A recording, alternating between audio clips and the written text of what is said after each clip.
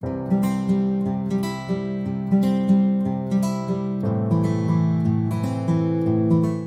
good morning, good evening, good afternoon, and welcome to the Virtual Hero series. I have a wonderful guest with me today, but hang on a moment. In a second, I'll come to that. My name is Natalie, and I'm a confidence coach, or the confidence coach. And I wanted to bring this series to you in order to help you or to show you that you can start in business. There's good days, there's bad days, but I also wanted to show you where you can end up in business. And this is why I'm so excited, because today I've got somebody all the way from the USA. She's having her morning coffee. It's afternoon here. And she lives near Los Angeles. I'll get her to say exactly where it is in the USA. And she runs Jazzy Pen. Now, this is a copywriting, marketing, small business or medium-sized business. I'm sure she'll clarify me on that. And she has some team members, which is great, but it goes to show that you can go from a side hustle, which Jazzy Pen started, to this, which Joan Stanford is going to explain. So welcome, Joan. I'm so excited to have you here with me today. Say hi and introduce yourself. Thank you, Natalie. I am so excited to be here this morning for me. I'm excited to join you on the podcast. Tell everyone about myself. Well, as you mentioned, I am based here in Southern California, which is just a little bit of ways from Los Angeles. The city that I'm in is actually called Rancho Cucamonga. Say that 10 times fast, right? A lot of people. But it's in the Inland Empire, an area called the Inland Empire. And my business, like you mentioned, started as a side hustle when I was in corporate America. And in corporate America, I did technical editing and technical writing. And I was actually laid off in 2009, 10-ish. And it was at that moment that I had to make a decision. Do I look for a new job, or do I make this side hustle my main hustle? And decided on the latter. And it's been going strong ever since. So you've been doing this now as your main hustle. I love that. You've been doing this now from about 2010. So what was it like in the beginning when you started out, when you were on your own and you've gone from a corporate job, and obviously there's a lot of staff, there's people, to being all on your own in your, now essentially your side hustle become now your main hustle? Right. If I'm going to be completely transparent, in the initial years, it was hard.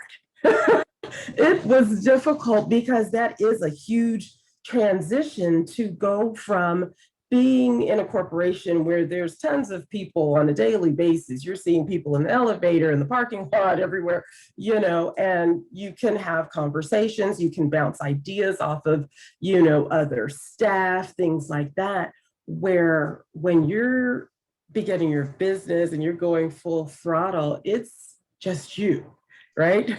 So you're bouncing off ideas with yourself. It's, hey, Joan, what do you think about that? I think that's a wonderful idea. No, seriously, it can be a challenge because you are missing that interaction with others that you now do not have. So that's a touchy point. Also, when you're just starting your business, there's so many different questions, right? Even though I started as a side hustle, when your business is just on the side, it's kind of, maybe I'll market, maybe I won't. It's not a big deal because it's on the side.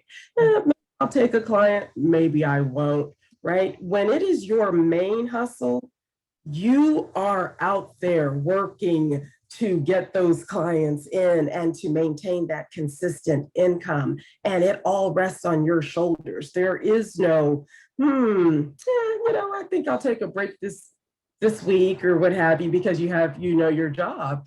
No, there's none of that. So that for me, to be honest, took a while to really have that light bulb go off where it's like, oh no, this is my main hustle, right? It's no longer, I like to say it was no longer my shoe money, because I love shoes. It's no longer my shoe money. This is my main money that I need to feed my kids with. Yes, I have a husband, but we need two incomes here, right? Mm-hmm. So it was a bit of a challenge in the beginning. Another thing that I found challenging was figuring out where to go to network and connect with business owners who I knew were going to be my clients, right? So I want to be in places where they are, and I want to make sure that it's a good fit and all of that good stuff. So that was a challenge initially. After searching, looking for networking opportunities, I decided to join a chamber of commerce. Again, a lot of it is just trial and error. You're trying to figure out where you're going to be a good fit. For me, it was kind of hit or miss. And it wasn't really until I joined a women's business organization that I started to gain traction. So that's one thing that I would definitely recommend to people, is to really find your people, right? Find the people that you want to work with. And the beauty of being a business owner is that you can be selective, right? You can decide, yeah, no, I don't want to work with that person, or yes, I do, quite honestly. And of course, in the beginning, you want to work with everybody, right? Because you're trying to build your clientele, you're trying to build your business. But after a while, and the beauty is, now I've reached to the point where, no, I'm not working with that person. That is a lovely advantage to working for yourself, is you get to choose who you want to work with and who you don't want to work with. Absolutely. I just want to go back to a point where you said that it was really hard in the beginning and trying to find, or knowing that this wasn't your, as you said, your shoe money business anymore, but it's the main business. Right. What sort of, and I appreciate it's a while ago and you might not have thought about it, but what was that aha moment, or what was that thought that said, okay, I'm now going to commit to this? Because obviously you must have come up with this, do I get another job or do I commit to this business? So what is that moment or moments that made you think, okay, I can do this, I'm going to do this, and this is where I'm going to put my focus? I think for me, it was a strong desire for freedom. Mm-hmm. And what I mean by that is, at the time, I have two kids, and at the time, my son was a toddler, right? And I thought, wow, if I go and get another job, of course, I want a high-paying job. For me, because of where I live, a lot of those jobs are in Los Angeles, which is literally 60 miles away from me. That's quite a commute. That is a serious commute. So I would not be seeing my son until very late in the evening, that sort of thing, both of my kids. And that for me was pretty much the deal breaker. That was the one thing that I said, no, I don't want to do that. I want to have the freedom to stay at home and to still work my business and still be there for my children, and what a blessing it was, because I was able to, be the room mom in his kindergarten class and all of that good stuff, some things that I missed out on with my daughter because I was in the corporate world, right? But that for me was the key that said, this is the route you want to go. You want have that freedom, that flexibility to be there for your family, and at the same time have a business that you love, right? So that's obviously, I mean, as we know, when you start a business, the freedom is not necessarily there. The time is not necessarily there because you're building the business.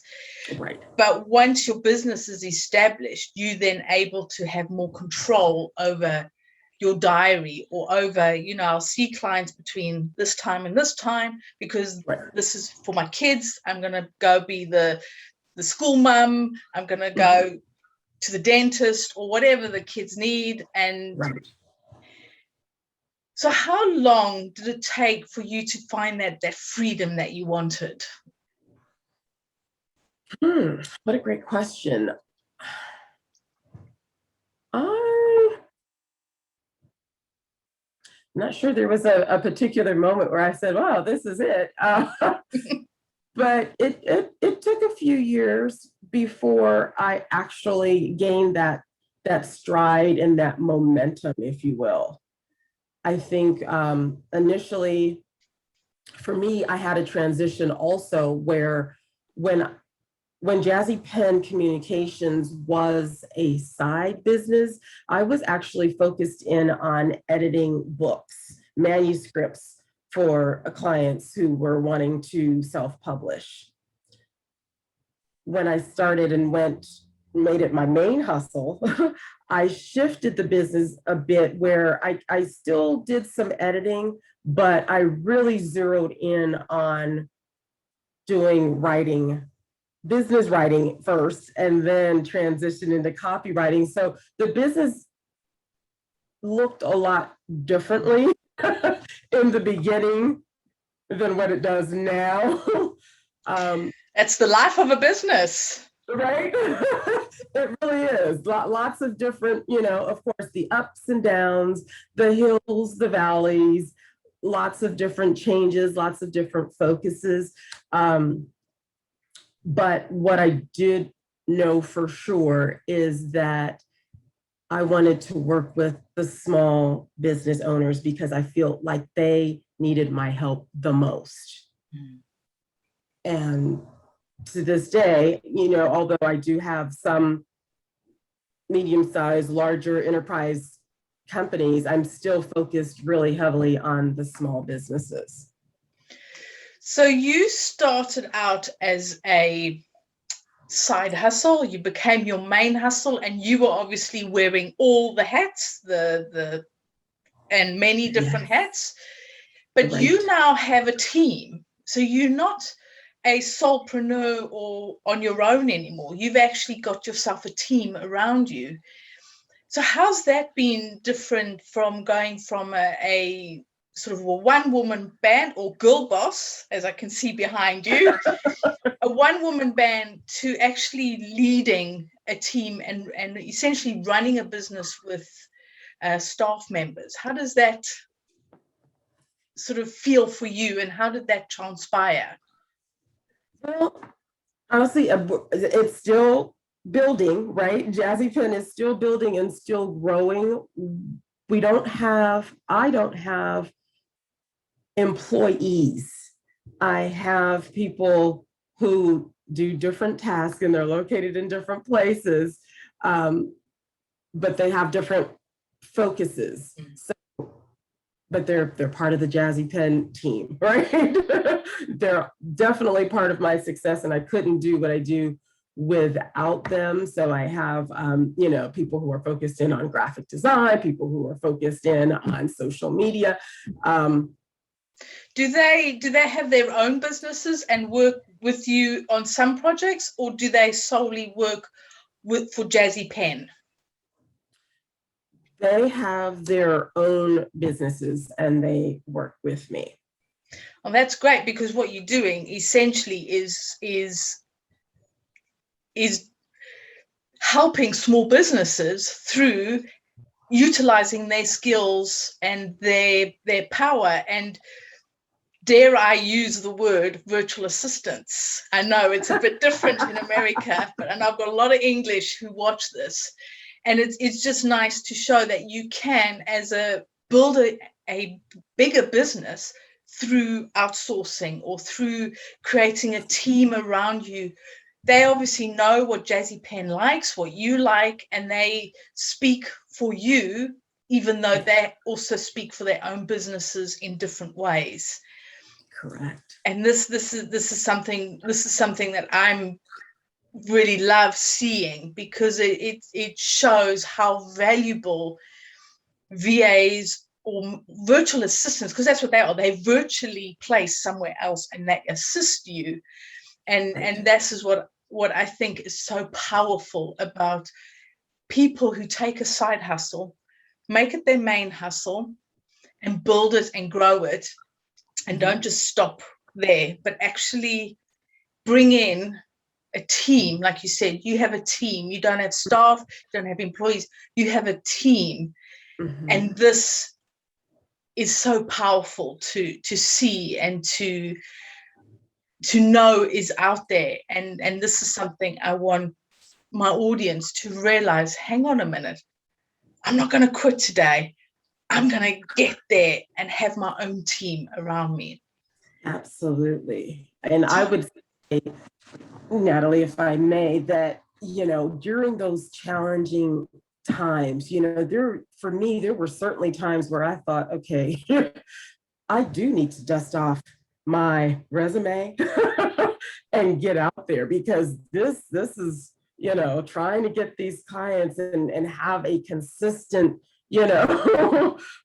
slew of them is tough business here, right? It's a lot tougher than I thought it would be. And so there were times where it's like, maybe I should go get a job, you start to doubt yourself, right? So then there's a feeling of, am I as good as I think I am? And for any of your audience that may be going through that, I say, take a moment, dial it back, right? If you feel like you need to have a real good cry, go for it. And then, yes, and there is an and then your hands on your hips in Wonder Woman style and say, I got this. I can do this. It's a matter of digging deep for that confidence, right, Natalie? You know all about it. Dig deep for that confidence and stand on it, right? Do not anybody shatter that confidence, or as I like to say, that jazziness of who you are, right? So stand on that, stand firm on that. Yes, there's going to be some tough days, but it will pass and you will get to where you want to be. The key is to keep going, right? Because the minute you stop, that's when you are admitting to defeat, right? I'm not going to say failure, but you're admitting to defeat. And it's right at that moment that you were probably going to make it over that mountain and have that free sailing, right? You were just about, so don't quit, don't stop, is what I have to say to that. Oh, I love it. I love it. And you've mentioned confidence. So confidence is something that you've had to learn, you've developed over the years of building your business.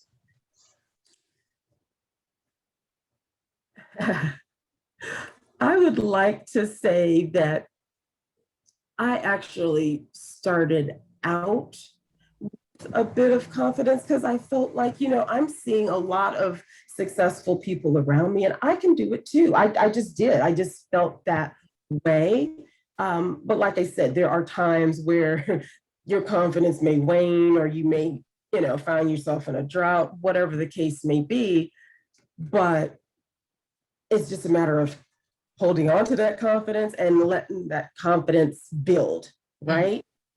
So for me, I think that I always had a sense of confidence. I think people who know me are like, yeah, you're definitely That's great, is you started with confidence, but I'm thinking it's grown since Absolutely. 2010, and you've developed it in different ways. And like you said, it comes and goes, but that is what confidence is. It does come and go, but you've going through those experiences and, like you said, digging deep and keep going. You've had to reach into your confidence that you've had and really utilize it and start to use it basically to help you to move forward. Absolutely. Absolutely. So one of the things you mentioned was having a tribe or your people around you and networking. Did that help you to keep going? Did you find the right people who encouraged you, who supported you? And are some of them still there, or you know that through life and in business, people come and go, but you still in connection with some of these from the beginning days? I'm curious. Yeah, I actually am. The organization that I mentioned before, I was a part of the organization for several years. And so I, created several different relationships, developed, and they fostered and grown over the years. A lot of us left the organization, but still maintain contact. I still text messages, "Hey, Joan, how's it going? I see you here. I see you speaking at this engagement. I see things, and it's all very encouraging. We still talk about the kids and all that good stuff. So it's really great to establish those relationships and have them grow and continue throughout the business life, right? And that's what's so powerful about networking. I know a lot of small business owners, just the thought of networking is like, oh my God, I can't do it and I won't do it. Right. And this is why I asked, because it can become almost building your tribe, building your people, because they're in the same position as you. Right. If you've got friends who're still in the corporate world or still employed, or family, they'll just support you anyway, or they won't support you, but they don't understand. But when you network, you're talking to people who are in the same position as you, or have been there, have done that, they've got the t-shirt and they can help you. Or they're struggling at that time and maybe you've got something to offer them, and then it shifts. And this is why I asked, because I personally think network is a very powerful and it's a great tool, not just for business, but for people, for your tribe, for gathering your little network of people who are there for you. Right. Do you still network now, or are you in a position where your business has changed enough that networking is not part of it anymore? I network because I enjoy it now. I love to meet new people. Of course, with COVID, there's, that put the kibosh on going out and engaging in networking events in person. But I still like to, do workshops and things like that where I have people on and we're able to meet and chat and talk. I think that's important. For me, I personally need that interaction with others. I thrive on it. So it's definitely still a part of what I do. It's not a heavy focus in terms of really getting a lot of I'm not going into a networking event as strategically as I it's more like a social and energy and just being around people and not feeling so alone, because even though you've got a team, you're still working on your own, essentially. That's right.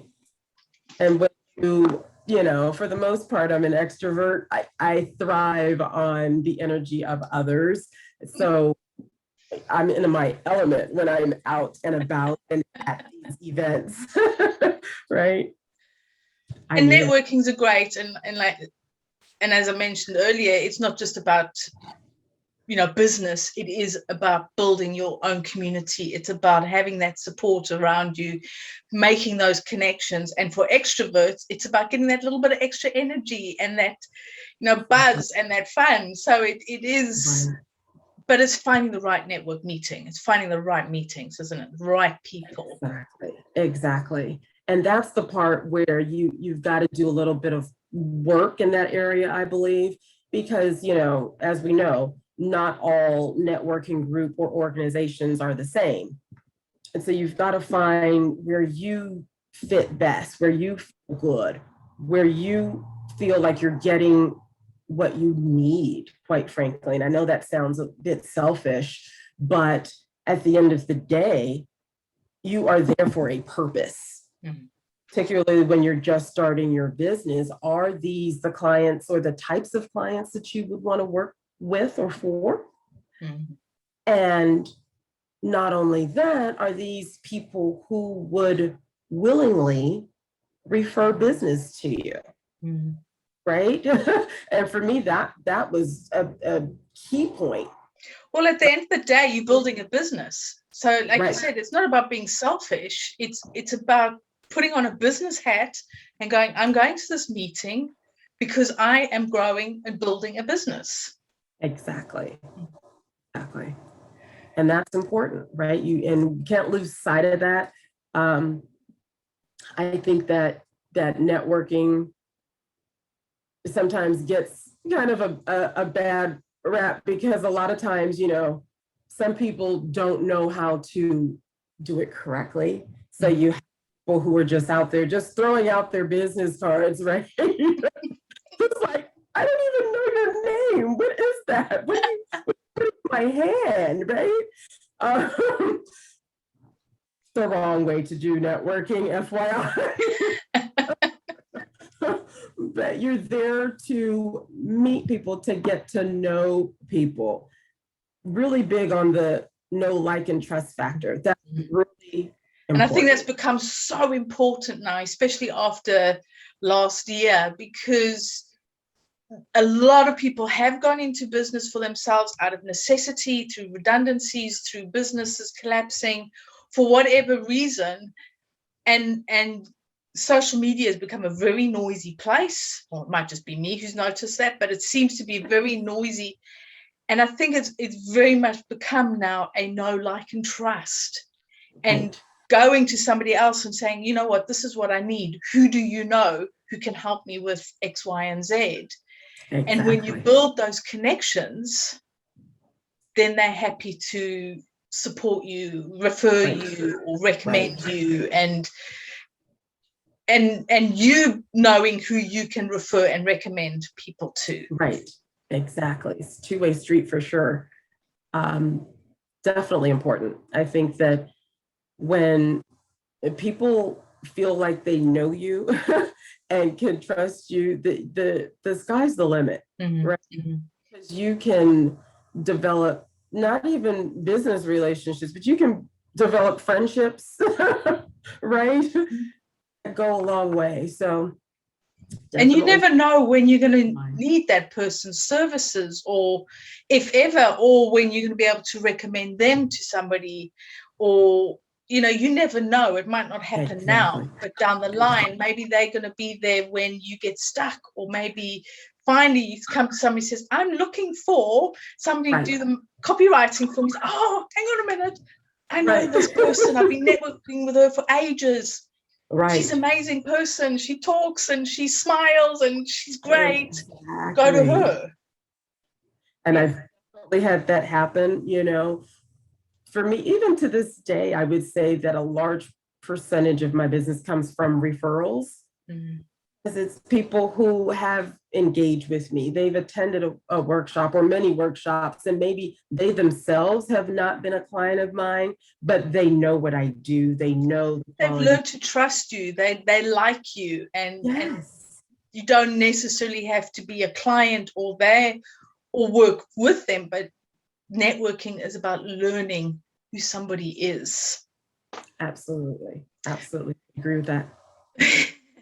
So I'd like to ask you, because you're quite confident and you've had confidence even before starting, which is a great leg up almost, coming in with some confidence. But what does confidence mean for you?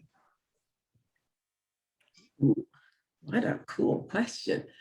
Confidence for me means being very personally aware. I am aware of who I am.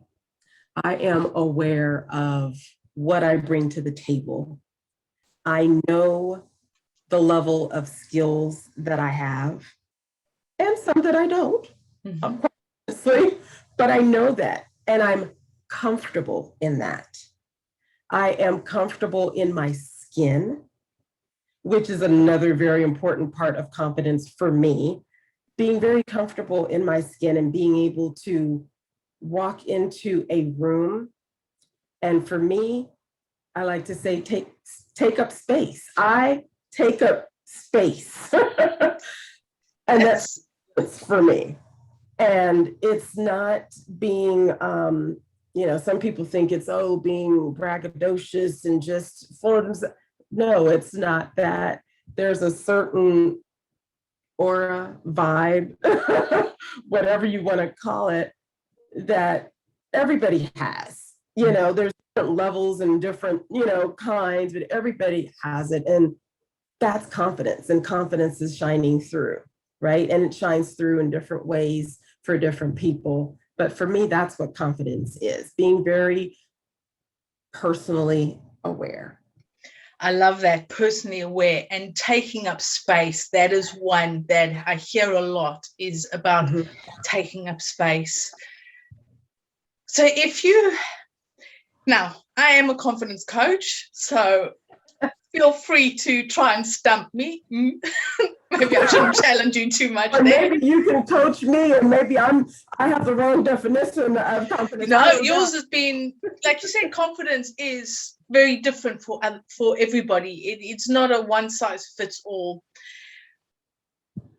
Do you have any questions about confidence? Was there anything that you would like to know about confidence, or something that you can ask me?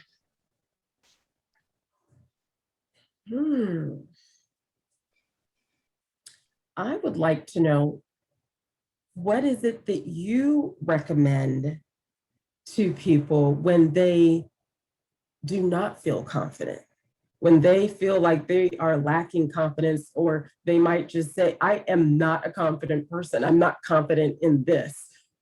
What do you recommend? What do you tell them to do? Wow, that's like a massive question.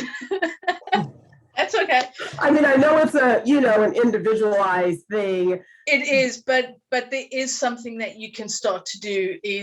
I get this a lot, is I'm not confident, I can't do X, Y, and Z, or go networking or anything. One of the things that you can start to learn to feel confident, or start to realize that there is some confidence in you, is start to look at your accomplishments and your wins. Now, I'm not necessarily talking about degrees or exams or anything like that. I'm talking about, it could be something as simple as starting a conversation with a stranger on the street. Maybe I shouldn't recommend having conversation with strangers on the street, but it could be you've been wanting to go to a network meeting and you've been putting it off, and you've realized that you want to build your business, so you go. It's not about the outcome of the network meeting. It's about that you went to the network meeting. So it's really starting to look at what you're achieving, your successes, personal successes, business successes, any success. These are your successes. So for example, is I love chocolate, and I will eat ice cream by the tub. I am an absolute glut when it comes to ice cream. And for me, a personal success is if I've got ice cream in the freezer and I haven't had any ice cream that day. That to me is a personal success, because I've won that gremlin in my head that says, ice cream, ice cream, ice cream. You need it, you want it. Oh, yes. It's my precious. But the thing is, So really look at what is your win. What have you achieved? Big, small, it doesn't matter. And when you start to really see, hang on, you know what? Today, I didn't have my ice cream. Today, I went to a network meeting. Today, I posted on LinkedIn for the first time in 3 weeks.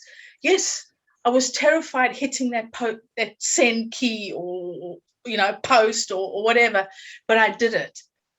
And when you start to really acknowledge and see them for what they are, you will then start to realize, hang on a minute, I can do this. And it's going really to the beginning and saying, there is a bit of confidence. I pressed send. I didn't have that ice cream. I went to that network meeting, and really start to recognize it, because we will tell ourselves what we didn't do. Oh, I didn't do this. I didn't do this. I succumbed to that tub of ice cream. Oh, I should have done this. I could have done this. And we start to beat ourselves up. But if we actually start to really look at, this is what I did do, this is what I achieved. It was scary and I did it anyway. And this is where you start to realize, I can do it, which then starts to realize, okay, I might not feel confident, but I am confident enough in myself to do it. Does that make sense? It does. It makes perfect sense. I love that. So what bit of advice, or let me rephrase that again. So what is the best bit of advice that you've ever been given? Ooh, the best piece of advice. I think it's to always have someone that is mentoring you and you mentor someone else. So it's passing that information, passing your wisdom along. So you're gaining wisdom from a mentor that you have, but it's also important to mentor someone else. That to me is gold. It's something that, especially when you're just starting, you don't think about. You don't think, you're just trying to grind and happen. It's like, I don't have time to mentor it. But when you do, get to some level of comfort where you're not constantly grinding, make sure that you take time to mentor somebody else. Someone else needs to hear your wins.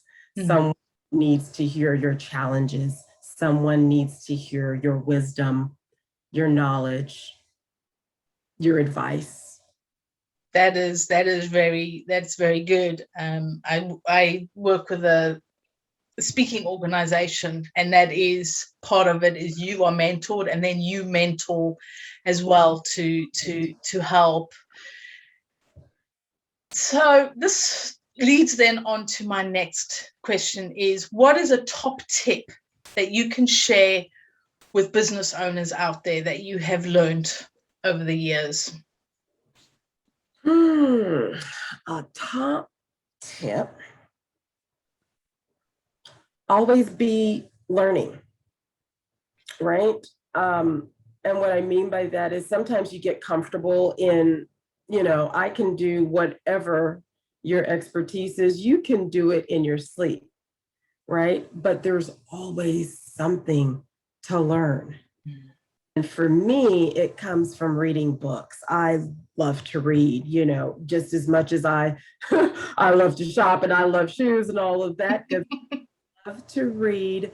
And I think that's important to always be reading something. For those who may not be into books and don't want to read books, pick up Inc. magazine and read a single article. I don't care what it is, but always be adding to your wealth of knowledge. It's going to go a long way, because you'll maybe forget about that article, but somehow, maybe it's years later, you'll remember some strong point in there, a tip, a strategy, anything, it's going to be helpful, right? So I think that's one thing. I mean, over the course of my career, I've got several different tips, but just off the top of my head, that one stands out.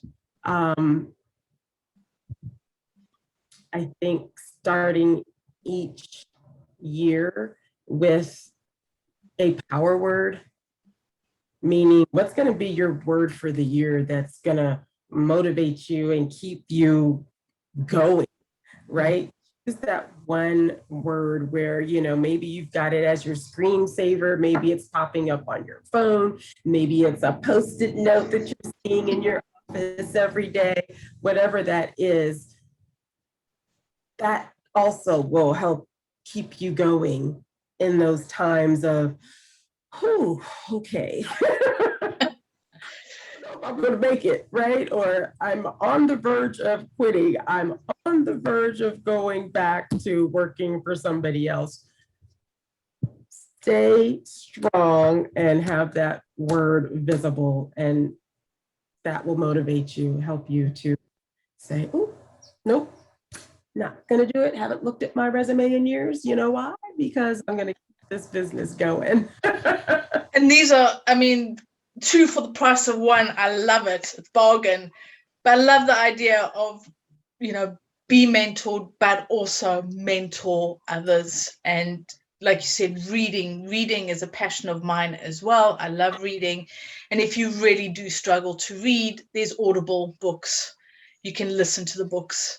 And like you said, having that word is powerful, because words are very powerful and they can conjure up feelings within you just by looking at it and really reading it, and it can remind you almost of why you want to keep going, just having that word that really connects with you.